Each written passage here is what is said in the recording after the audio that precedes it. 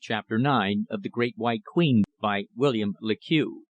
This recording is in the public domain. Recording by Tom Weiss. Chapter 9. Condemned to the Torture. Eager to witness the agony of the son of the powerful Naya of Mo, the crowd of evil-faced men in silken robes who surrounded their brutal chief watched with lively anticipation the preparations that were in a few moments in active progress. The black slaves of the weirdly dressed executioner first carried in a large blazing brazier, and rolling away the thick crimson carpet placed it upon the floor of polished marble in front of Samory's divan. A slave boy had, in response to a sign from the great chief, lit his long pipe with its bejewelled mouthpiece, and as he half reclined on the couch he smoked on calmly, regarding the execution of his orders with undisguised satisfaction. The slaves, each wearing black loin cloths with bunches of sable ostrich feathers on their heads that waved like funeral plumes as they walked, brought in grim-looking instruments of iron, like blacksmiths' tools, strange spiked chains, fetters with sharp spikes on the inside, and many curiously contrived irons, each devised to cause some horrible torture, each red with rust, the rust of blood. As my eyes fell upon them, I involuntarily shuddered. Omar, my loyal friend, was about to be murdered by these inhuman brutes, and I knew that I was powerless to defend him from their fiendish wrath. Already he was standing in the grip of two black-plumed slaves, while no attempt had been made to secure me. I stood near him, breathlessly anxious, wondering what the end would be. Presently, when all was ready, a silence fell. Then the deep voice of Samory was heard, asking the final question. "Speak, son of a dog," he cried, addressing my unhappy friend. "Wilt thou tell us where the secret treasure house of the Sanoms is situated?"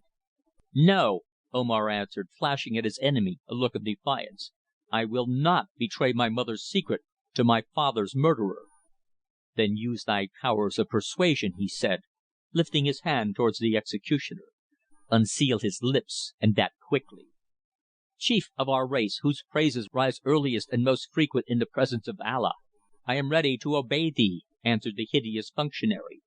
So saying, he took up a long iron instrument, fashioned like a pair of pincers, and thrust it into the burning coals. "Vain, O persecutor!" cried Omar in a loud voice. "Vain are thy tortures against the will power of the son of the Great White Queen, whose veins are filled with royal blood. Tremble at thy doom. A myriad of my race are determined against thee, and thy throne noddeth over thine head. The fiend of darkness is let loose, and the powers of evil shall prevail." "Hold thy peace," shouted the Moslem chieftain, enraged. "Thine own blood shall make satisfaction for those of my race, slain by thy warriors when last we march upon thy kingdom." "The curses of Takkar, of Tuirakh, and of Zomara, dreaded by all men, be upon thee," my companion cried, lifting his voice until it sounded loud and clear through the vaulted hall, and pointing to the slave-raiding king whose power no European influence could break. "May the vengeance of my injured blood fasten upon thy life." Those around Samory looked aghast as Omar uttered these ominous predictions in the spirit of prophecy, for they perceived he spoke as he was moved, and the whole council seemed dismayed. Silence and amazement for a few moments prevailed. Omar alone appeared unconcerned at his fate. Quickly, however, the executioner bent over his fire, and as the wretched victim of the potentate's hatred was dragged to a kind of square iron frame that lay upon the floor, thrown down, and fastened thereto by his wrists and ankles, the fiendish-looking hireling took the long pincers, now red hot, and tore from Omar's shoulder a great piece of flesh. A piercing scream of agony rent the air, mingled with the triumphant jeers of the excited councillors, but my friend's teeth were tightly clenched, and his face blanched to the lips. Again and again cries of agony escaped him as the red-hot iron touched him, although he exerted every nerve to maintain a dogged silence. From his back, shoulders and chest the brutal negro ruthlessly tore pieces, holding them up to the assembled court in triumph, while the air was filled with the nauseating odour of burning flesh. The sight was so sickening that I turned faint, and with difficulty prevented myself from falling. "Wilt thou now impart to us the knowledge that we seek?" asked Samory in ringing tones that sounded above the whispered exultations of his courtiers. "Never," gasped Omar in a weak voice, his eyes starting from his head. "Life cannot be unchequered by the frowns of fate, but death must bring dumbness to my lips. Caution, when besmeared in blood, is no longer virtue or wisdom, but wretched and degenerate cowardice. No, never let him that was born to execute judgment secure his honours by cruelty and oppression. Hath not thy Koran told thee that fear and submission is a subject's tribute? Yet mercy is the attribute of Allah, and the most pleasing endowment of the vicegerents of earth." "From the lips of a fool there sometimes falleth wisdom," Samory said impatiently. "Thou hast deemed it wise to thwart the will of one whose wish is law, therefore ere the bud of thy youth unfolds in the fulness of manhood, thou shalt be cut off, as the husbandman destroyeth the deadly serpent in the field." "Is there no way to build up the seat of justice in mercy but in murder?" cried Omar. At a signal from the slave raider, however, the scarred faced brute again withdrew the pincers from the fiery brazier, and applied them once more to the wretched prince's back. He winced and turned with such strength that his limbs, fettered as they were in bonds of blood smeared iron, cracked, while the muscles and veins stood out knotted like cords. The spotless marble of the floor was stained by a dark red pool, becoming larger every moment as the life blood dripped slowly from beneath. The scene was revolting. I placed my hands over my eyes to shut out from my gaze the horrible contortions of the victim's face. Yet those assembled were gleeful and excited. Omar was the son of their unconquerable enemy, and they delighted in witnessing his humiliation and agony. Times without number the negro with the strangely marked visage seared the flesh of my helpless companion. Then, in response to his orders, his black plumed slaves drew tighter the bonds that confined his ankles and wrists, until the sound of the crushing of bones and sinews reached our ears. Again a loud shriek echoed along the high roofed wall. Omar was no longer able to bear the excruciating pain in silence. "Courage!" I cried in English, heedless of the consequences. "Courage! Let this fiend see that he cannot rule us as he does his cringing slaves." Think of yourself, Scars," he gasped with extreme difficulty. "If they kill me, forgive me for bringing you from England.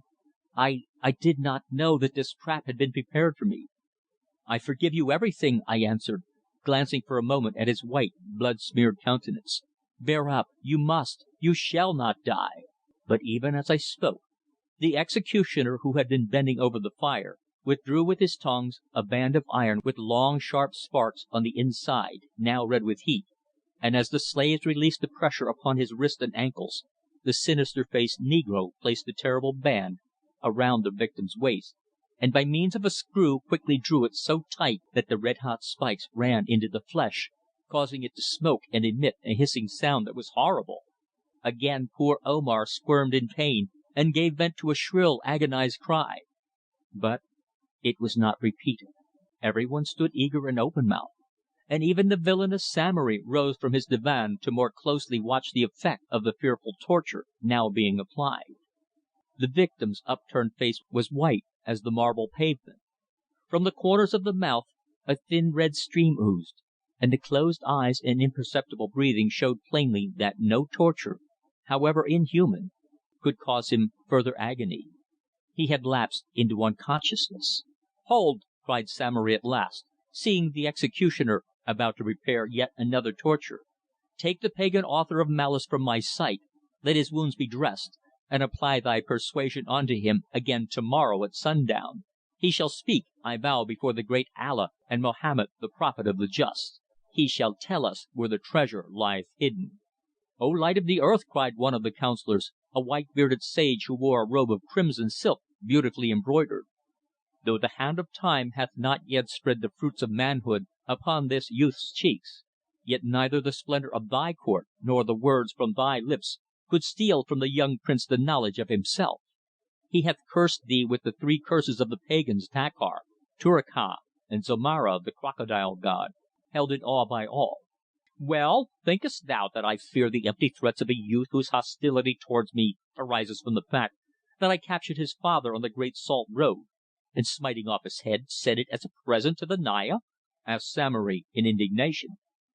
But as the black plumed slaves removed the inanimate form of Omar, the aged councillor stepped forward boldly, saying: "I perceive, O source of light, that the dark clouds of evil are gathering to disturb the hours of futurity. The spirits of the wicked are preparing the storm and the tempest against thee. But the volumes of fate are torn from my sight, and the end of thy troubles is unknown." The councillors exchanged glances and stood aghast, but Samory, livid with rage, sprang from his divan and commenced to upbraid the aged seer for his words of warning. I was not, however, allowed to listen to the further discussion of the old man's prophecy, being hurried by two of the torturer's slaves back to my underground cell, where I remained alone for many hours awaiting Omar, who, I presumed, was being brought back to consciousness in another part of the great impregnable fortress, the mazes of which were bewildering.